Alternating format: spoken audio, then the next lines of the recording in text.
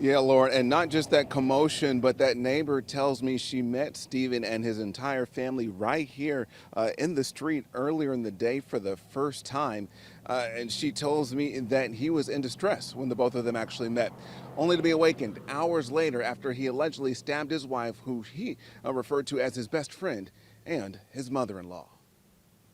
It was my first time ever talking to him, ever meeting him, and he was stressed out. This woman, who asked not to be identified, says she met her new neighbor, 42-year-old Stephen Tant, during the day Saturday on Rutledge Landing Drive in Knightdale. I greeted him. He was outside with his family. He had just got back from Durham, and I asked him how he was doing, and he just started opening up to me. She tells Eyewitness News that Tant told her he believed the landlord for the house they had just moved into a week or so prior was scamming him, and that he and his family were given just 7 days to move out. He was asking me, did I know of any resources? She says she called her pastor, and they both agreed to give Tant $40 for gas. He was just saying, I'm just stressed out. I want to provide for my family. However, things took a turn for the worst. Later in the day and into the early morning hours, the Wake County Sheriff's Office alleged Tant stabbed his wife and mother-in-law, picked up his 7-year-old stepdaughter by the neck and slammed her into the ground, and later rammed his car into a Knightdale police cruiser with the officer still inside. I kept hearing boom, boom, boom. I think he snapped. I think he was under a lot of pressure. He didn't know where to get resources from.